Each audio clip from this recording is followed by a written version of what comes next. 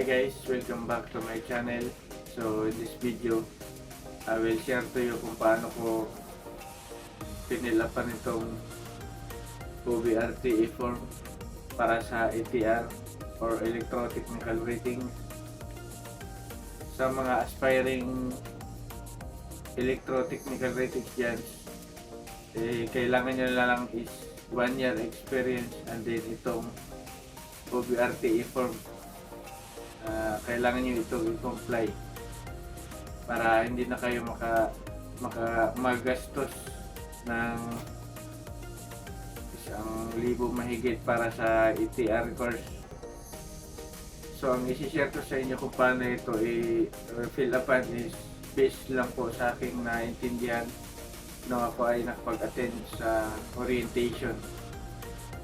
So mas maigi pa rin po is sa Marina kayo mag-direct question about sa OBRTE. So this is just my own understanding at sana is makatulong din sa mga aspiring ETR dyan. So ito yung first page and then yung second page.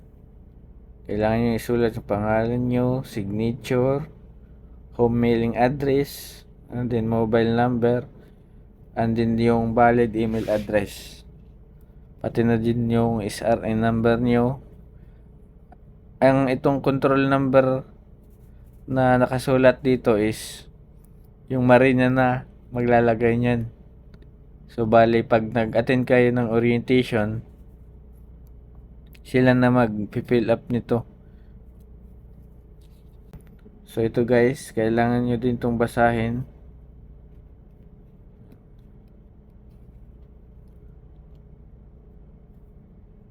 So dito sa engine officer or ETO, a shipboard engine officer who witnessed the practical demonstration of tasks by candidate will sign the appropriate block and pages of this OBRTE. Under the remarks column of this OBRTE, the engine officer or ETO shall indicate whether the candidate has demonstrated the skills required to perform the task. The engine officers or ETOs are only shipboard personnel authorized to affix their name and signature witnessing the practical demonstration of a task by the candidate.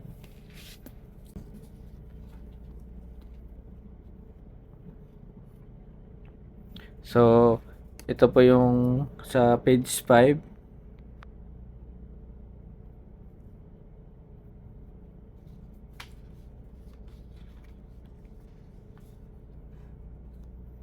Ito yung ship's name with stamp. So, kailangan dito isulat nyo lang yung pangalan ng barko nyo and then yung stamp.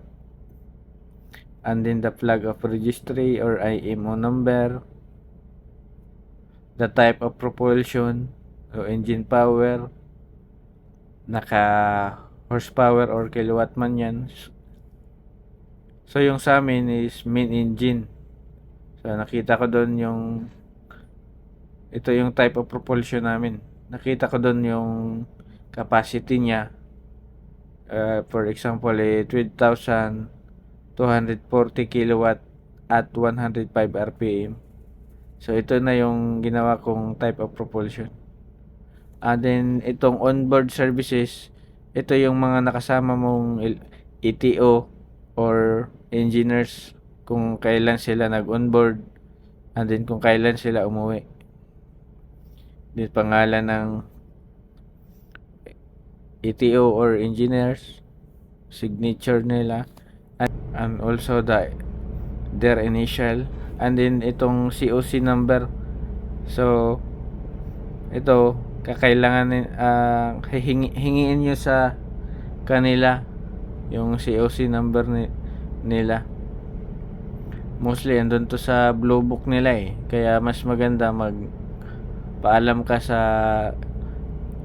ETO or sa engineers nyo, and then kunin nyo na lang doon sa bridge, tingnan nyo lang kung Tingnan nyo na lang yung COC number nila, nasa blue book. Kung anong position nila, ATO, second engineer.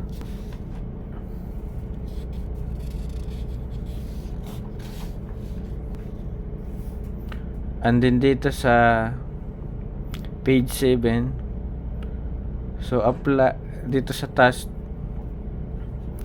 apply safety procedure prior to commencing work on all electrical system, machineries and equipment, to include the use of work permits and appropriate personal protective equipment. So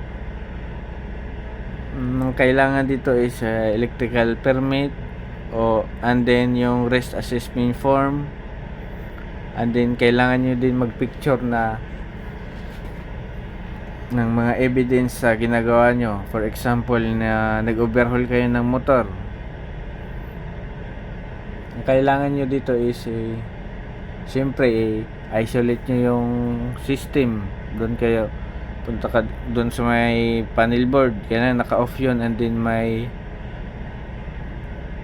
sign doon na huwag i-operate, or kung ano mang loto o kung ano mang mga sign na ilagay doon. Tapos kailangan yung picturean, and then mag selfie na lang din kayo para makita ng marina na nakasama ka doon sa pag overhaul. And then mga photos na nag-overhaul kayo, kung yung ginagawa mo. Ayun. And then yung sa akin naman is, halimbawa mga 5 beses kami nag-overhaul, yun pinagawan ko ng naghingi ako ng Xerox copy ng electrical permit, and then yung mga risk assessment. Bali dito sa marina parang 1 beses lang, kunyari nag-ano ng overhaul ng motor, dito lang siya applicable. Pero yung mga ginawa ko is madami man kaming na-overhaul ng motor, so nanghingi ako ng mga electrical permit, mga risk assessment, yun kinumply ko.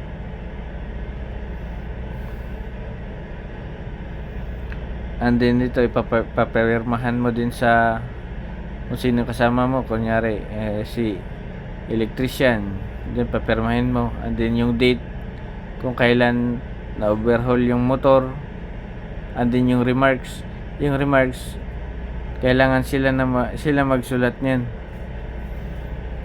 para hindi makita na marina na kung ikaw lang magsusulat, baka isipin na gawa-gawa mo lang. And then dito sa 7.1 hanggang pababa, may nakalagay kasi doon na describe the source of operational pollution package goods and non-liquid. So ang ginawa ko nito is sinagutan ko siya, kunyari 7.1C, sinagutan ko. Hindi kasi doon in-specify ng marina kung sila mag-check niyan sa in-explain mo, or yung kasama mong electrician or segundo. So yung ginawa ko, sinulat ko na yung sagot ko sa isang papel, and then pinakita ko kay segundo. Bali siya yung nagpirma dito na ito, may sagot ako dito. Bali kung hahanapan ni Marina na yung sagot ko dito, may ipapakita ko yung papel. Yung papel na yun may signature din ni segundo or ni electrician, kung sino man yung gusto mong papirmahin dito. And then yung remarks, kailangan sila niyan maglagay. So dito sa page 20, ang kailangan dito is pirma ni chief engineer and then ni kapitan. So papapirmahin mo lang to kung paalis ka na ng barko or tapos na yung kontrata mo. and then yung date kung kailan sila nagpirma.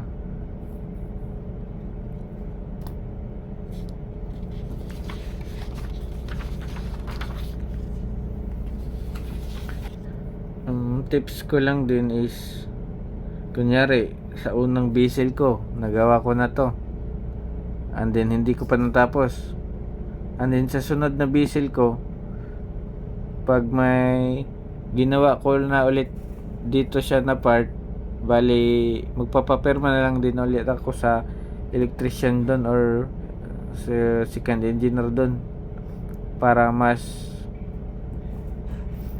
matanggap ng marina. Ang kailangan lang naman dito is makumpleto mo tong mga pinapagawa sa'yo ng marina eh. So kung sa second vessel ito nagawa mo, tapos sa second vessel yung dito hindi mo nagawa, tapos nagawa mo doon, and then yung